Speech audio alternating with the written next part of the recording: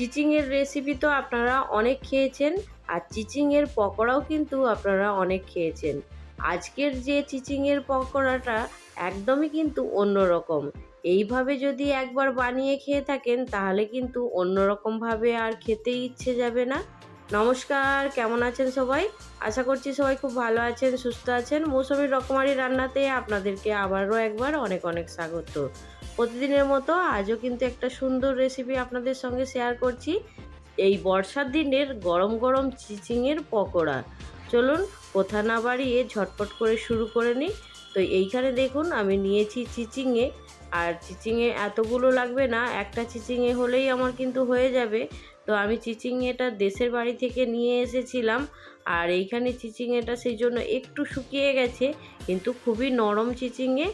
আর এই পকোড়াটা বানানোর জন্য কিন্তু একদমই নরম চিচিংয়ে লাগবে। চিচিংয়ের মধ্যে বীজ হয়ে গেলে সেই চিচিংয়ে কিন্তু হবে না, খেতে ভালো লাগবে না। সেই জন্য একদম নরম চিচিংয়ে দিয়েই চিচিংয়ের পকোড়াটা বানাবেন। বাড়িতে থাকা মাত্র কয়েকটা উপকরণ দিয়েই এই গরম গরম চিচিংয়ের পকোড়াটা কিন্তু বানিয়ে নিতে পারবেন, আর খেতে কিন্তু দুর্দান্ত স্বাদের হবে। তো চলুন, অনেক কথা বলে নিয়েছি। তবে যারা আজকে প্রথম আমার চ্যানেলে ভিজিট করছেন, আপনাদেরকে যদি এই রেসিপির কোনো অংশ ভালো লাগে অবশ্যই কিন্তু আমার চ্যানেলটা সাবস্ক্রাইব করতে ভুলবেন না। তো এইখানে দেখুন আমি তো আগেই বললাম এতগুলো চিচিংয়ে আমার লাগবে না। তো এইখান থেকে আমি একটা চিচিংয়ে নিয়ে নেব। নেয়ার পরে সুন্দর করে একদম ঝিরিঝিরি করে কেটে নেব।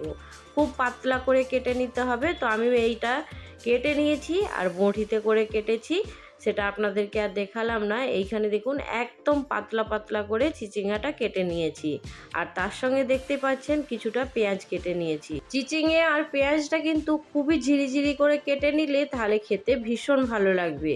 তো এইখানে দেখুন আমি পেঁয়াজ আর চিচিংয়েটা খুব সরু করে একদম পাতলা করে কেটে নিয়েছি। এবার চিচিংয়ের মধ্যে আমি সুন্দর করে একটু নুন মাখিয়ে রেখে দেব। তো এইখানে পেঁয়াজ আর চিচিংয়েটা একসঙ্গে নিয়ে নিচ্ছি। নেয়ার পরে সুন্দর করে এখন নুন মাখিয়ে কিছুক্ষণ রেখে দেব, তাহলে চিচিংয়েটা খুব নরম হয়ে যাবে, আর এর মধ্যে থেকে যে এক্সট্রা জলটা থাকবে সেটা বের করে নেব। তো এখন আমি নুন দিয়ে একটু চকুটে খুব ভালো করে মেখে ঢাকা দিয়ে রেখে দেব কিছুক্ষণের জন্য। দেখুন বন্ধুরা, চিচিংয়েটা যখন নুন দিয়ে মাখাবেন তখন এইভাবেই কিন্তু একটু কচলে কচলে মেখে নিতে হবে, তাহলে কিন্তু চিচিংয়েটা খুব তাড়াতাড়ি নরম হয়ে যাবে। তো এইখানে 5 থেকে 7 মিনিট এইভাবে ঢাকনা দিয়ে রাখলে কিন্তু চিচিংয়ে থেকে সুন্দর জল বেরিয়ে আসবে। তো এইখানে দেখুন একটা মিক্সির বাটি নিয়েছি, আর বাটির মধ্যে খুব সামান্য পরিমাণে একটু চিড়ে দিয়ে দেব। তো চিড়েটাকে খুব ভালো করে মিহি করে গুঁড়িয়ে নেব। আর যদি এই পকোড়ার মধ্যে চিঁড়ে দেওয়া যায় তাহলে কিন্তু পকোড়াটা সুন্দর মুচমুচে হবে। এটা কিন্তু একটা সুন্দর টিপস, আপনারা কিন্তু বানাতে পারেন। তো এইখানে দেখুন আমি সুন্দর করে একদম গুঁড়িয়ে নিয়েছি। তো এইখানে কিন্তু জল দেওয়া যাবে না, শুকনোই গুঁড়িয়ে নিতে হবে। আর এইখানে দেখুন দুটো ডিম আমি আগে থেকেই সেদ্ধ করে রেখে দিয়েছিলাম, একদম ছাড়িয়ে পরিষ্কার করে নিয়েছি। তো ডিমটাকে এখন 4 ভাগে কেটে নেব।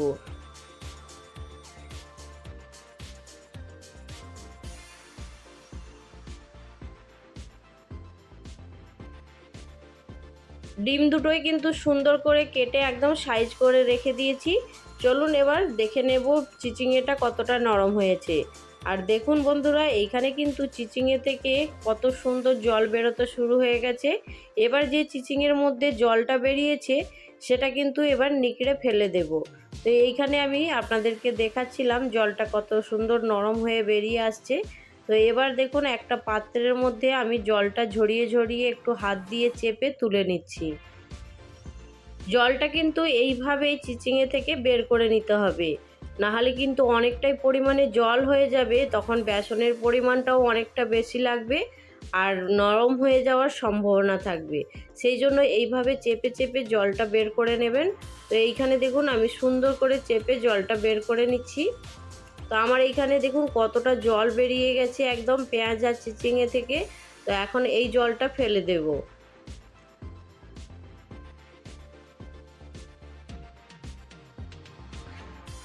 এবার চিচিংয়েটাকে আবারও এই পাত্রের মধ্যে ঢেলে নিচ্ছি।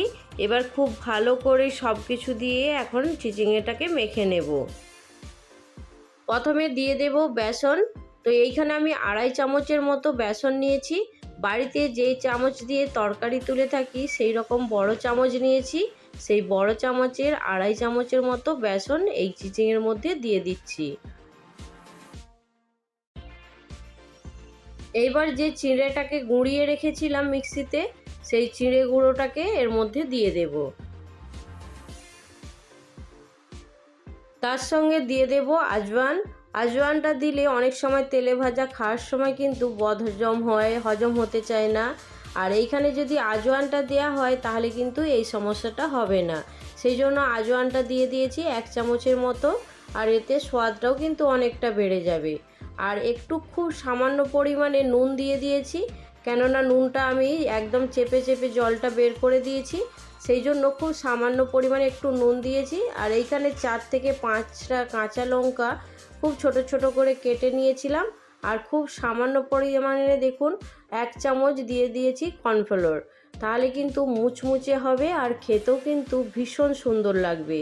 আর ঝালের পরিমাণটা কিন্তু আপনারা অবশ্যই আপনাদের পছন্দ মতন কম বেশি করে নেবেন। তো এইখানে চাইলে খুব সামান্য পরিমাণে একটু হলুদ গুঁড়ো দিতে পারেন, আমি দিচ্ছি না।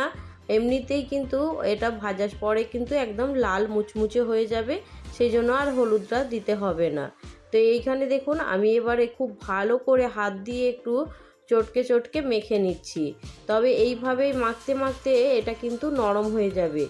যদি মনে করেন এটা খুব শুকনো আছে, মাখানো যাচ্ছে না, তখন অল্প পরিমাণে জল দিয়ে মেখে নেবেন। তবে খুব বেশি জল দেবেন না, পাতলা হয়ে গেলে তখন কিন্তু ভালো হবে না। তো এইভাবেই একটা শক্ত ডোয়ের মতন মেখে নেবেন। আমি এইখানে দেখুন খুব অল্প পরিমাণে একটু সর্ষের তেল পাশে নিয়ে নিচ্ছি হাতের মধ্যে লাগানোর জন্য। তো আমার এইখানে ডোটা একদম রেডি হয়ে গেছে। এবার হাতের মধ্যে অল্প করে তেল লাগিয়ে নেব, তাহলে আর হাতের মধ্যে জড়িয়ে যাবে না। সেই জন্য তেলটা আমি সাইডে নিয়েছি। এবার এইখান থেকে অল্প পরিমাণে চিচিঙে মাখাটা নিয়ে নেব। এবার দেখুন বন্ধুরা, এইখানে হাতের মধ্যে চিচিঙে মাখা কিছুটা পরিমাণে নিয়ে নিয়েছি। আর নেয়ার পরে দেখুন সাইডগুলো একটু চেপে চেপে বাড়িয়ে নিচ্ছি। আর বীজখানটায় যেটা আছে সেখানটায় একটু ফাঁকা করে নিয়েছি। এবার যে ডিমটা আমি কেটে রেখেছিলাম সেই ডিমটা এই চিচিঙে মাখার মধ্যে দিয়ে দেব। দিয়ে খুব সামান্য পরিমাণে আর একটু চিচিঙে দিয়ে একদম সুন্দর করে কোট করে নেব। তো এইখানে দেখুন আমি অল্প পরিমাণে একটু নিয়েছি, আর নেয়ার পরে সুন্দর করে এটাকে কোট করে নিচ্ছি।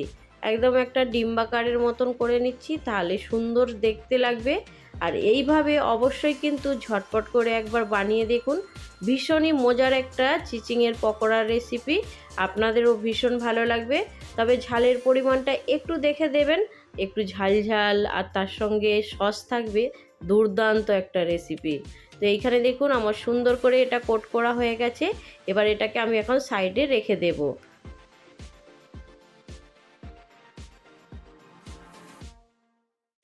আবারও আমি হাতের মধ্যে একটু তেল লাগিয়ে আরও একটা বানানোর চেষ্টা করছি।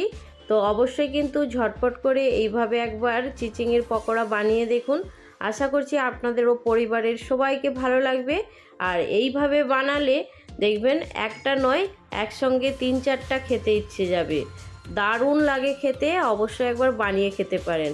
তা আমি দেখুন আগেরটা ডিমটাকে আমি ওপর দিকে রেখেছিলাম কুসুমটা, আর এইবারে কিন্তু আমি কুসুমটাকে নিচের দিকে রেখে একদম সুন্দর করে আবারও একটা বানিয়ে নিচ্ছি। তো এইভাবেই ঝটপট করে বানিয়ে নিন। তো আমি এইগুলো কতগুলো বানিয়ে নিচ্ছি ভাজার জন্য আগে। তো এইখানে আমি গ্যাস অন করে নিয়েছি, আর গ্যাস অন করে সুন্দর করে তেলটা গরম করার জন্য রেখে দিয়েছি।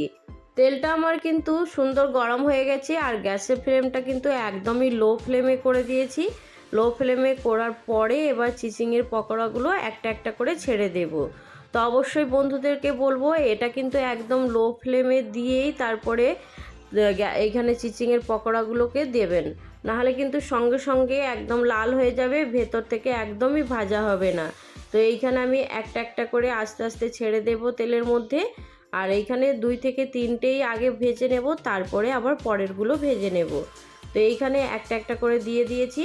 আর গ্যাসের ফ্লেম কিন্তু একদম লো ফ্লেমে রেখেছি। রাখার পরে দেখুন এবার আস্তে আস্তে তেল ছিটিয়ে এটা পকোড়ার ওপর থেকে দিয়ে দেব।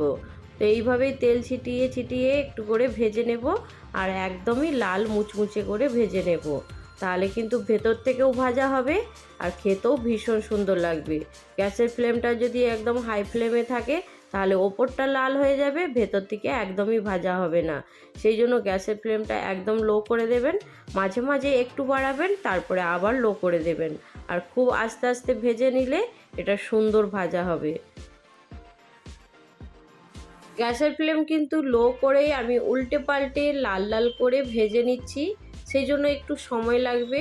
আর এইখানে দেখুন আমার লাল লাল করে একদম সুন্দর করে ভাজা হয়ে গেছে, দেখে বুঝতেই পাচ্ছেন। আর দেখেই কতটা লোভনীয় মনে হচ্ছে সেটাও কিন্তু আপনারা ভালোই বুঝতে পারছেন। তা আপনাদেরকে বলার মতো নয়, অবশ্যই কিন্তু আপনারা একবার বাড়িতে বানিয়ে দেখলেই বুঝতে পেরে যাবেন কতটা সুন্দর লাগে খেতে। তো এইখানে আমার এগুলো ভাজা হয়ে গেছে, এবার প্লেটের মধ্যে তুলে নেব।